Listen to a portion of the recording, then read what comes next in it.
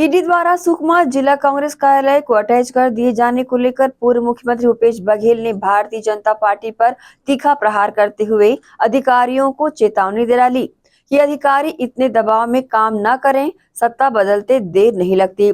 पूर्व सीएम भूपेश बघेल ने आगे कहा कि भारतीय जनता पार्टी बदले की आग में पूरी तरह से अंधी हो चुकी है।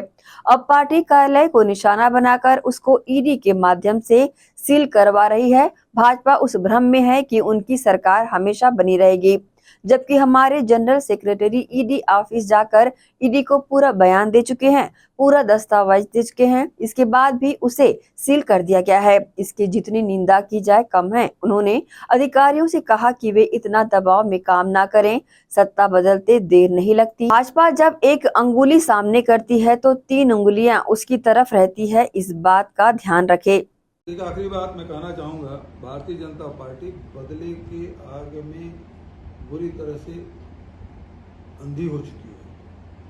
अब पार्टी कार्यालय को भी निशाना बना के उसको भी ईडी के माध्यम से सीज कर दिया गया है। तो ये इस भ्रम में है कि इनकी सरकार हमेशा बनी रहेगी। पार्टी कार्यालय को भी, जबकि मलकीत गेंदू जो हमारे जनरल सेक्रेटरी ऑर्गेनाइजेशन है स्टेट के, वो जाके ईडी को पूरा बयान भी दे चुके हैं, पूरे दस्तावेज दे चुके हैं। उसके बाद भी उसे सील कर दिया गया है। कि पहली बार हुआ है कि पार्टी कार्यालय को सील किया गया है। इसकी जितनी भी निंदा की जाए कम है, लेकिन अधिकारियों से भी मैं कहना चाहूँगा और कि इतना दबाव में मत काम करिए, क्योंकि सत्ता बदलते देर नहीं लगती। और दूसरी बात यह है कि भारतीय जनता पार्टी जब एक उंगली सामने तरफ करती, 3 उंगली उनके तरफ उठती है। इस बात को ध्यान में रखें। रेत माफिया के हौसले बुलंद हैं पूरे प्रदेश में, चाहे वो घटना बलरामपुर के हो, चाहे कांकेर के हो, चाहे राजनांदगांव के हो, चाहे आज ताज़ा जो घटना घटी है बलौदाबाजार के करटोल विधानसभा की गिधौरी में, जहाँ एक व्यक्ति को खंबे में बांधकर उसे बेल्ट से, लठ से बेरहमी से पीट रहे हैं। तो रेत माफिया के हौसले बुलंद हैं। कल ही राजनांदगांव में रेत माफिया जो मध्य प्रदेश से आए थे वो गोली चला रहे हैं और पुलिस की सांठ-गांठ है, वो उजागर हो गया है। जो वीडियो ऑडियो कैसेट जारी हुआ उसे थानेदार निलंबित हुआ है।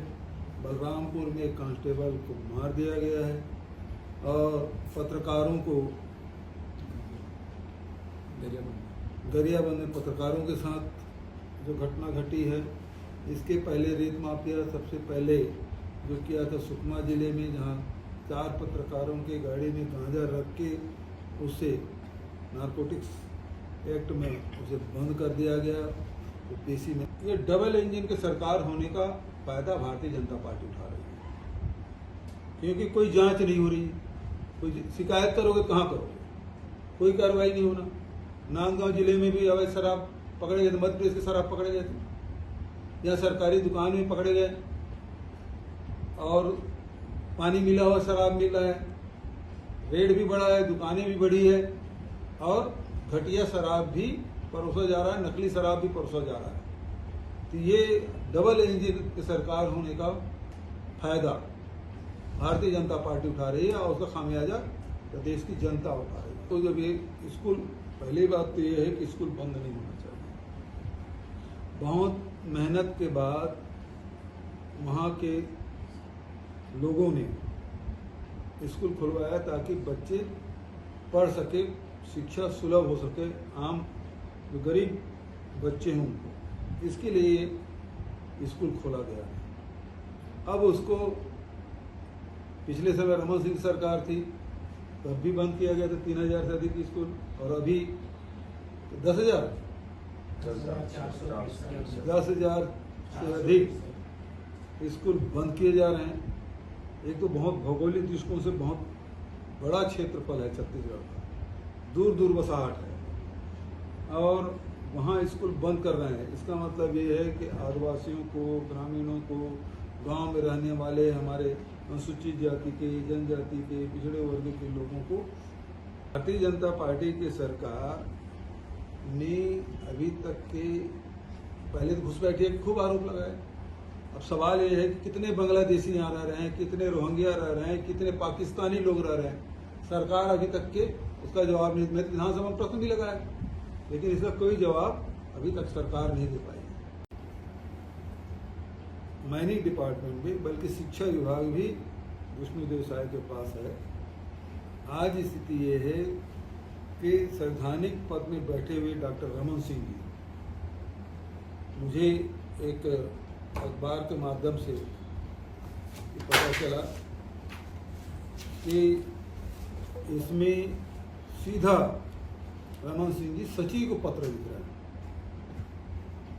यदि ये खबर सही है तो बेहद ही गंभीर बात है। संवैधानिक स्थिति इस प्रदेश में खत्म हो गया है, क्योंकि चाहे वो राज्यपाल हो, चाहे विधानसभा का अध्यक्ष हो, संवैधानिक पद माने जाते हैं। और ये सीधा सचिवालय को अधिकारियों से बात नहीं करते।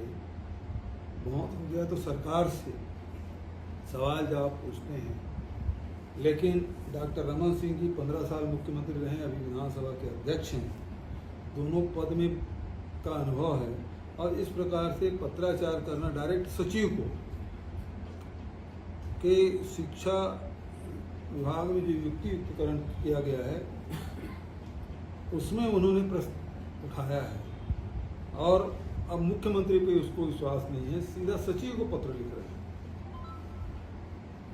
एक तो ये है कि संविधान में दिए गए अधिकारों के खिलाफ है। दूसरा, विधानसभा का अध्यक्ष के पद गर्ममय पद है, निष्पक्ष होना चाहिए। इस पत्र के माध्यम से उस निष्पक्षता अब उसमें प्रश्नवाचक चिन्ह लग गया है। तीसरी बात ये है कि विष्णुदेव साय की सरकार में अब भारतीय जनता पार्टी के लोगों पर ही कोई विश्वास नहीं है, क्योंकि मैं अनेक बार बोल चुका हूँ मीडिया के माध्यम से, जो राज्यपाल है वो सीधे हस्तक्षेप नहीं करते, लेकिन राज्यपाल श्री रमेन डेका जी लगातार जिलों में जाकर अधिकारियों की समीक्षा बैठक कर रहे हैं।